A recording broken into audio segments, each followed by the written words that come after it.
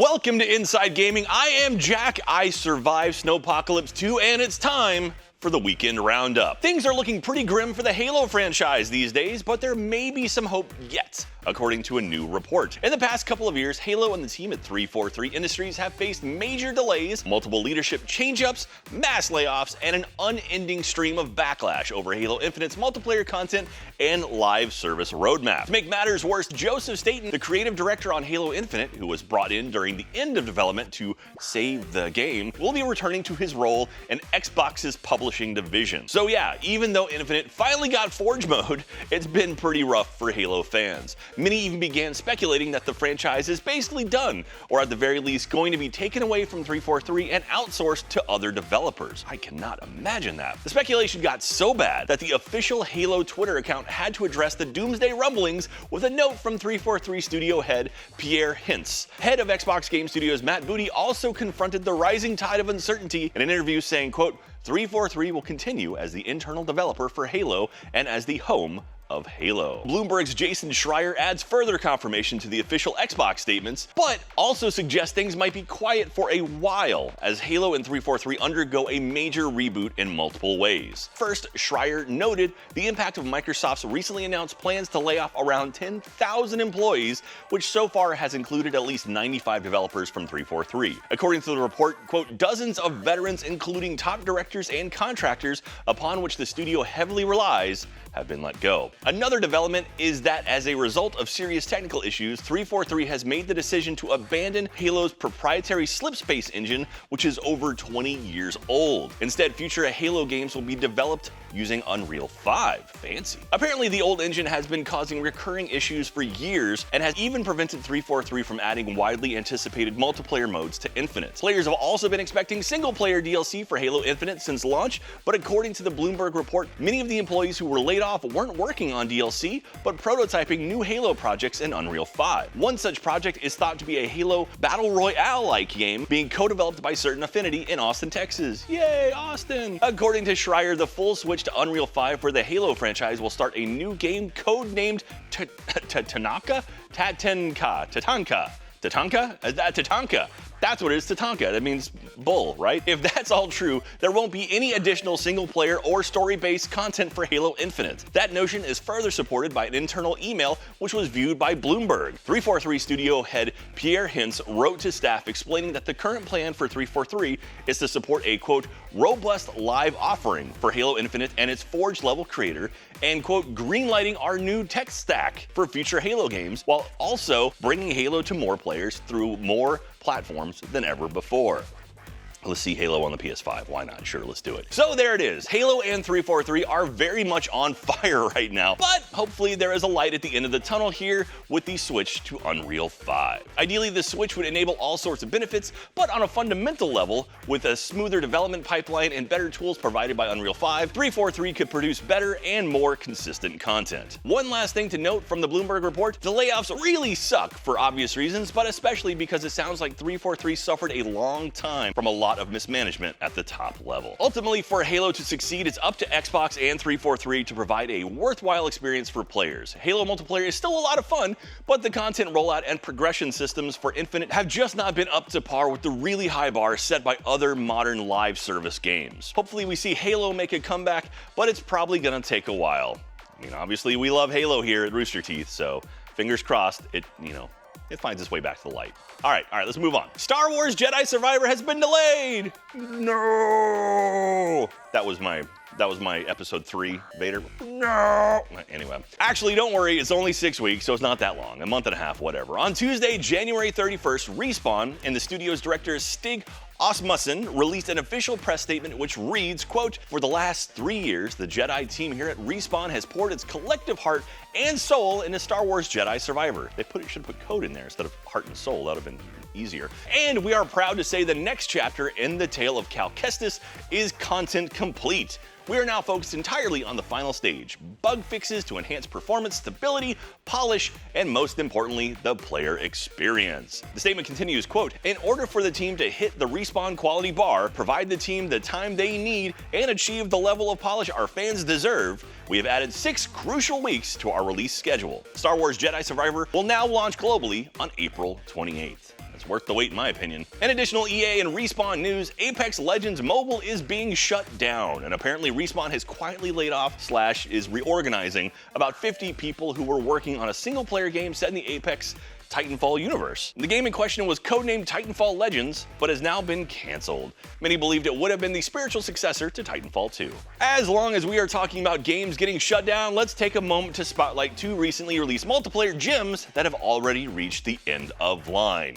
It's a Tron reference. First up, Iron Galaxy announced earlier this week that they plan to shut down support for their Brawler Royale game Rumbleverse, which was only just released in August. The in-game store has already been closed and refunds offered. The servers are going offline on February 28th, but not before the studio gives everyone a chance to go out in style. As of the announcement, the current Battle Pass will be granted to everyone. XP gains will be doubled, and additional accessories and emotes have been unlocked for free. Iron Galaxy had a lot of heartfelt and humble words to say about the shutdown, but tried to keep things positive, stating, quote, "The remaining weeks will be a chance to celebrate the competitive spirit you've brought to this game." 2 days later, the developers of Knockout City also announced they would be shutting down server support for their game in June. On the upside, games director Jeremy Russo said his team plans on releasing a private server version of Knockout City for PC, so at least it can live on that way if you want to keep playing it. It's kind of a bummer. Both of these games are well liked, but the small dedicated fan bases they built up just weren't enough to sustain them, apparently. Pour one out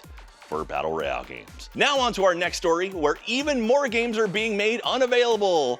Yay! If you can believe it, Xbox is delisting 46 games from the Xbox 360 marketplace. Why would they do that?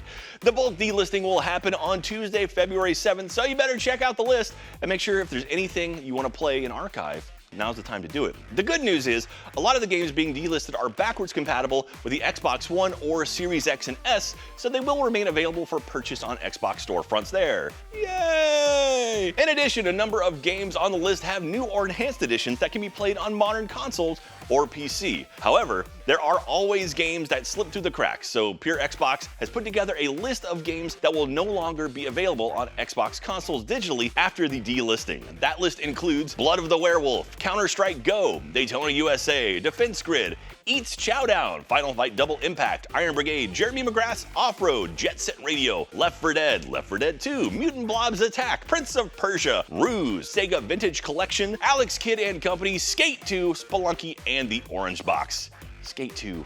Rest in peace. So if you want to play those games on Xbox, or maybe just want to make sure you have got a way to play them at all, now would be a good time to check. Iron Brigade is a really good one that could get lost to time if you don't already own it. So now's the time to grab it. Not to be left out or outdone, Sony's announced it's killing the PlayStation Plus collection on May 9th, just murdering it. So you got a little bit more time on that one until May, but you know, it's going down. The PlayStation Plus collection was basically announced as a stand-in for a Game Pass type offering for PS5 owners who subscribe to base PS Plus before their current tier system. The collection includes God of War 2018, Fallout 4, Mortal Kombat, Uncharted 4, Ratchet & Clank, Days Gone, Until Dawn, Detroit Become Human, Battlefield 1, Infamous Second Son, Batman Arkham Knight, The Last Guardian, The Last of Us Remastered, Resident Evil 7, Bloodborne, and Monster Hunter World. Evan's just making me read lists of games today. That's what it's all about. I see what you're doing, Evan. It's a pretty good lineup and a great deal while it lasts. If you still want access to all of those games after May without having to buy them outright,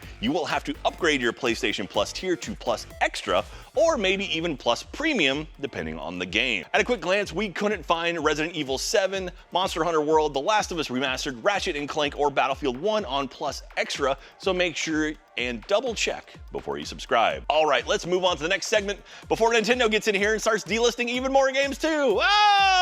Shutting down games!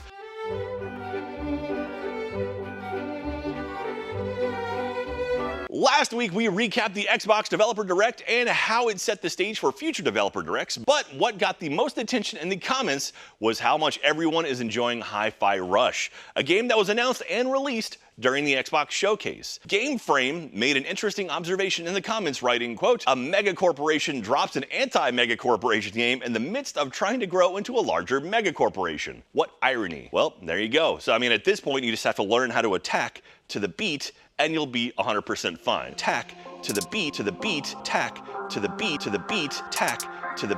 beat, and you'll be 100% fine. 100% fine. Well, there you go. 100% fine. 100% fine. Well, there you go. You just have to learn how to attack to the beat, and you'll be 100% fine. Okay, let's talk about the games coming out in the next 7 days. First up, Spellforce, Conquest of Io. Explore and control the lands of Io in this ever-changing turn-based strategy role-playing game. Field armies and heroes in tactical combat, finish hundreds of quests, and gather spells to become the most powerful mage of all. Spellforce, Conquest of Io comes to the PC on February 3rd. Endling, Extinction is Forever. As the last mother fox on Earth, your cubs need all your care to survive in a merciless world that slowly destroys itself. Jesus. And you have to help them, teach them, and save them, and you should never forget that extinction is forever. Endling, Extinction is Forever hits iOS and Android on February 7th. So when you're on the toilet, if you want to learn about the end of the world. Scorchlands, the gears of the economy are oiled with magic. Build colonies, connect them with lasers, discover new tech, and terraform a hostile moon. Enchanted items will be useful when encountering monsters, but they are also the fuel which makes wealth and resources flow. Scorchlands comes to the PC on February 7th. Monster Outbreak! The King's Dimensional Orb has malfunctioned! No! Bringing hordes of monsters into the kingdom! Defend your safe ground against the monsters by gathering resources, building defenses, upgrading your arsenal, and surviving long enough to find the source of monsters and destroy it. Monster Outbreak comes to the Switch on February 9th. And lastly, Hogwarts Legacy is an immersive open-world action RPG. Embark on a journey through familiar and new locations as you explore and discover magical beasts, customize your character and craft potions, master spellcasting, upgrade talents, and become the wizard you want to be. Hogwarts Legacy comes to PC, PS5, and Xbox Series X on February 10th, and I'm sure lots of people have many things to say about that one. Anyway, that's gonna do it for me today. Thank you so much everyone for tuning in. We appreciate it. Leave some comments below. Let us know what you're thinking about stuff, and we will see you next week. Bye everyone. I'm not gonna stop waving. Fade to black.